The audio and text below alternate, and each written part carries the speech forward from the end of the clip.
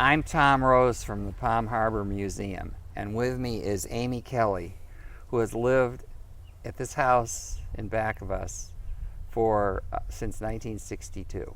To be exact, February 9th, 1962, because I have the contract between Amy's parents, Hilda and Porter Crawford. And in back of me is Wall Springs, which is a county park in Pinellas County, and some houses on a street called Hillsborough Street,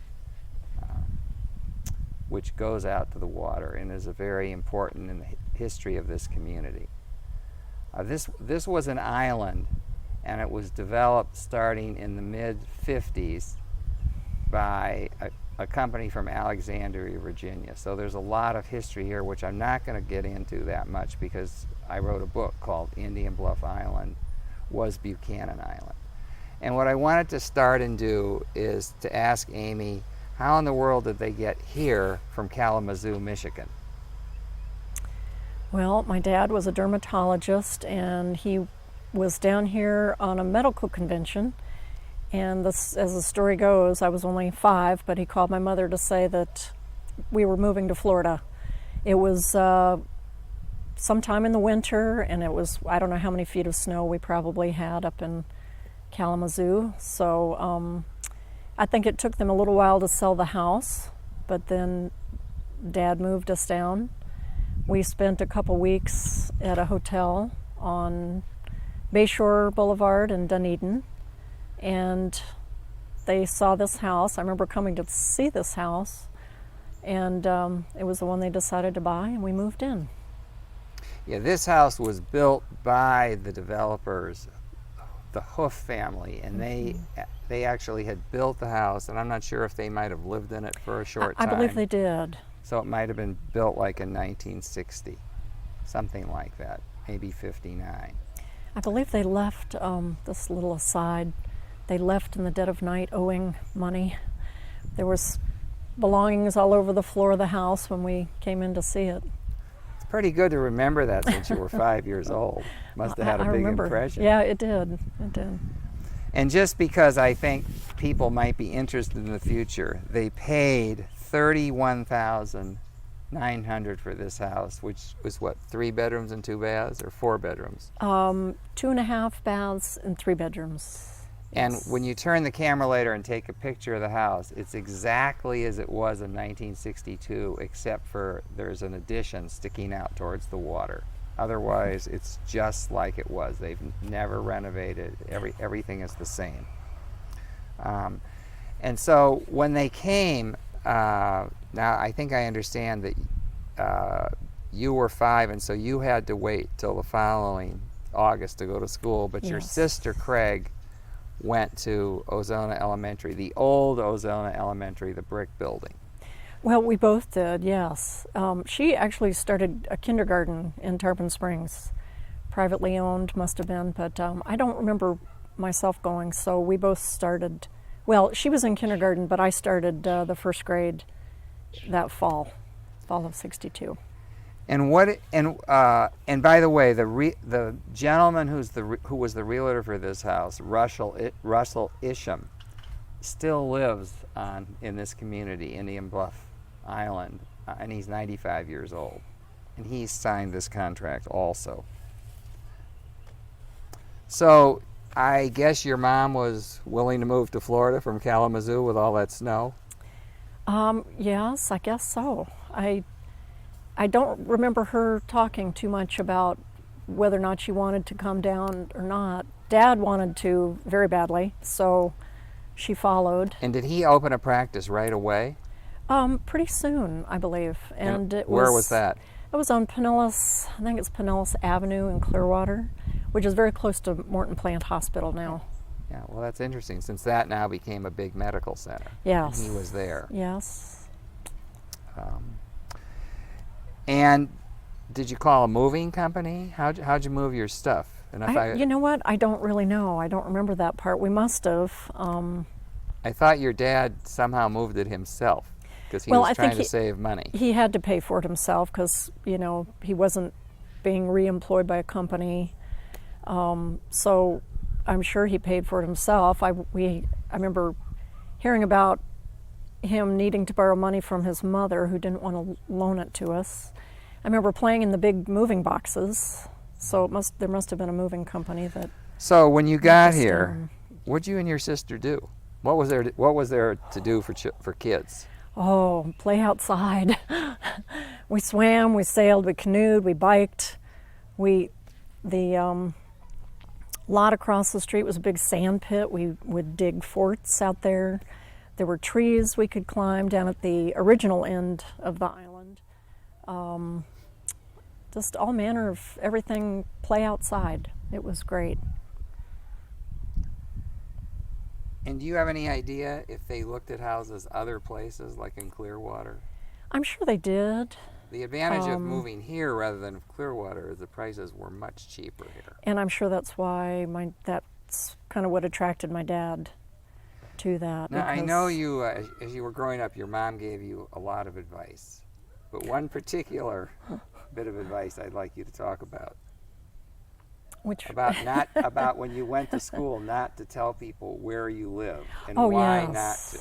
Yes. Well, and she would tell Dad this too. Don't tell people we live in Palm Harbor. That's where all the tar paper shacks are. She was not impressed with Palm Harbor. I don't know that she would have cared to live on the water. It was Dad's desire. So for the longest time, Palm Harbor, before it got discovered, it was a little tiny, sleepy place, and there were actually tar paper shacks along the railroad tracks, I believe, in Palm Harbor, and maybe other places. And was the swimming pool at Wall Springs open when you moved? Yes, we took swimming lessons over there. We would go over and swim. That's right, the Cullens were running it. Yes, they were. Cullen and his family. Privately owned, yeah. So did you learn to swim? I did. I don't know how effective those lessons were, because I can also remember my mother hiring a teacher to come during the summer, and she taught us to swim right off the dock here. And a lot of people have a swimming pool. Why didn't you need one? Well, my dad always said, "This is your swimming pool." We begged and pleaded for one here in the backyard, and he said, "This is your swimming pool." And I'm glad. And do you remember in those days, where did you go to the grocery store when you were little? Oh my goodness. Did you go to Clearwater or Tarpon Springs? I think Tarpon Springs. My mother had a lot of friends in Tarpon Springs. There was a bridge club and a garden club and a women's club. She was on a bowling league. I feel certain it was Tarpon Springs, although I don't know where. And your parents were involved in the community association here for over 30 years. They held offices. They were very involved. And do you know what any of the problems were here? Do you remember? I do not. I didn't pay much attention, I've got to admit. Probably very similar to today as far as people's personalities. Except all the vacant lots. And when you walked in bare feet in the vacant lots, what was the problem? Oh, well, sand spurs. But, we went barefoot all the time, so your feet were fairly tough. And you could take a sand spur or two. It didn't stop you. And can you talk for a minute about who some of your friends were here? Oh, yes. My best friend, all up through even high school, was Marty Galliano, and she had a brother, Teddy, and they lived across the island on the west side. And the Zeitlers, there was Natalie, Jeannie, and Susie. They lived down at the end. Which is the first two-story house that was built on the island a year after Amy moved here. And that's now right south of Dr. Conforti's house. There was Mandy and Leah McClintock. They lived out on the north end. Julie DeFazio, who lived on Peterson. Julie's house is another one of the houses here which have basically not been changed since it was built in the late 50s. What makes Amy's house so interesting is that the parents never tried to change it, whereas other people put a second story on, they put monstrous rooms, they put big swimming pools. they were the kind of people, they were modest. They didn't need to, you know, people would say, oh, well, you're a doctor, you should be able to put a second story on. I think my mother would have liked to have done that. Dad always talked her out of it. Well, when they got sick, actually, one story was much better. Oh, yes. Oh, yes. Absolutely. This was plenty. And do you remember any special things that happened in school down here? You know, was there any, do you have any special memories of things that went wrong, or did it close when they thought a hurricane was coming, or? You know what? I don't remember being in school during any of the hurricanes. I know one year we went down to my dad's office on Pinellas Avenue and stayed there for the hurricane. That must have been fairly soon after we moved here. I do remember a couple of big freezes that killed all of the mangroves that are right off of the causeway. And I can remember both my parents were avid sailors, and they had a 22-foot sailboat at one time, and we would go out every weekend. And the barrier islands, it's now called Three Rucker Bank or Bar. We'd go out after storms, and that would be completely changed. I remember going out once, and there wasn't any island left. You had to wade through shallow water, and that was at low tide, so the island had washed away. But then, you know, it changed over time. We've had seawalls fall in a couple times here, and big trees. We used to have a nice big eucalyptus tree here, and that fell.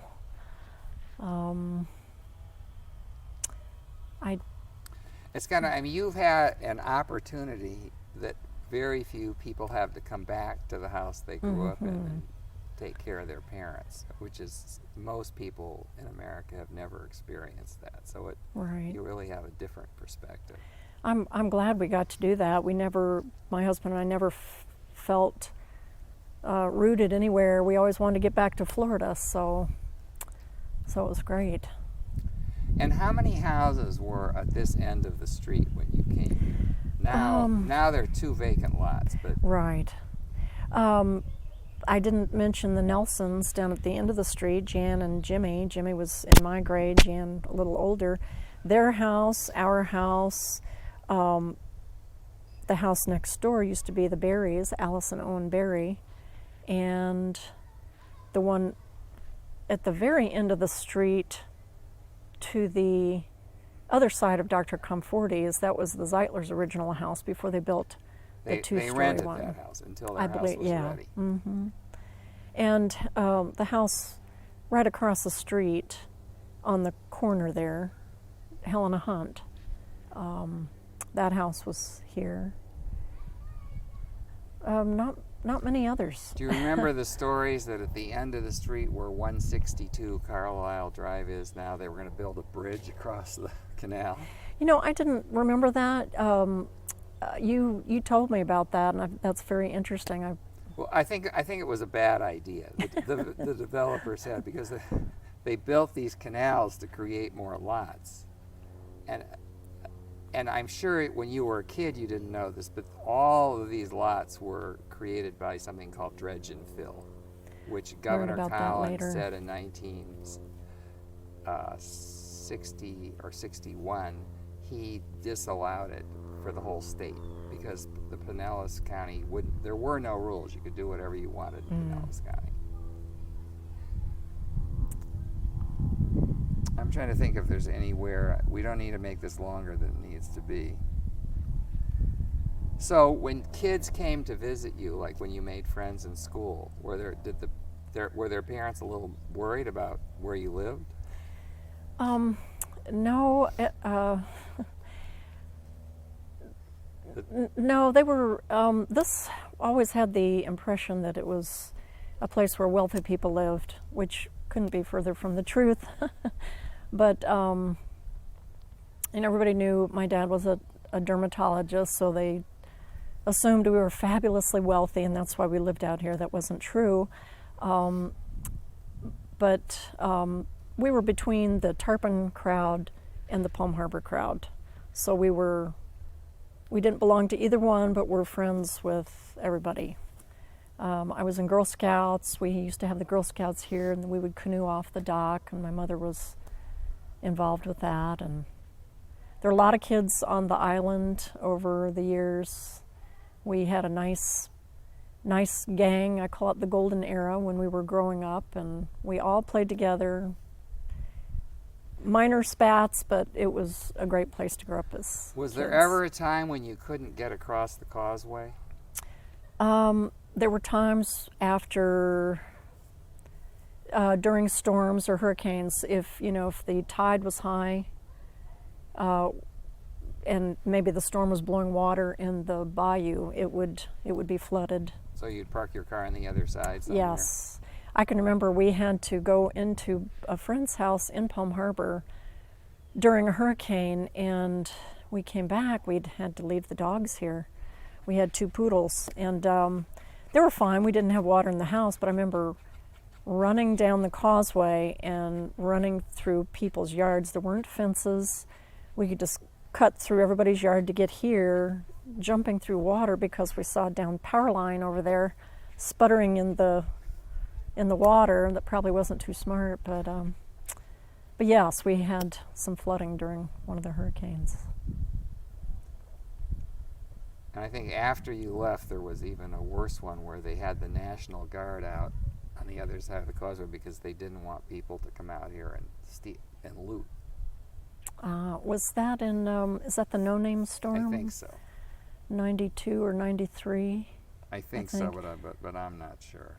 That was the only time my parents got real water in the house, and they had about a foot of water all through the house. One thing that's interesting about this whole story and your experience is the family who lived here long before you did, because only one is left. She's 95, and they went to the old schoolhouse restaurant up here. That was their school, and then they went to Tarpon Springs High School just like you did, and they graduated, and they were very, very poor when they grew up here in the 20s and 30s. Of course, it was during the Depression, but almost everybody in that family went to some kind of college or trade school.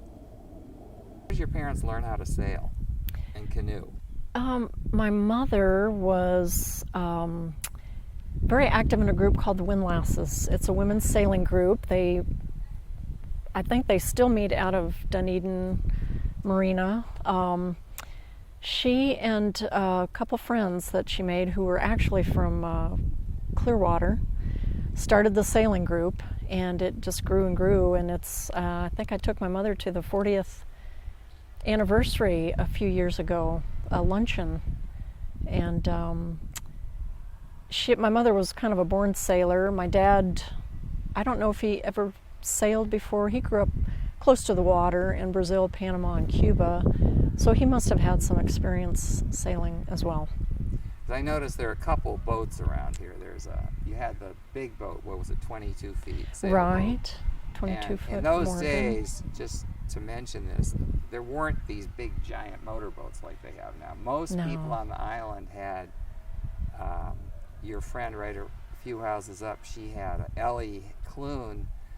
They came here and bought a sailboat and never bought a motorboat. I think a lot of people here had sailboats. Some of them had like snipes. They had mostly racing class boats, like around 20 feet, 16 feet, 20 feet. And so, was this a struggle about which kind of boat your parents bought? Was this for the kids or was this for the parents? Oh, this was for them. Oh, my dad loved to get out on the water, and Mom would sail with the Windlasses.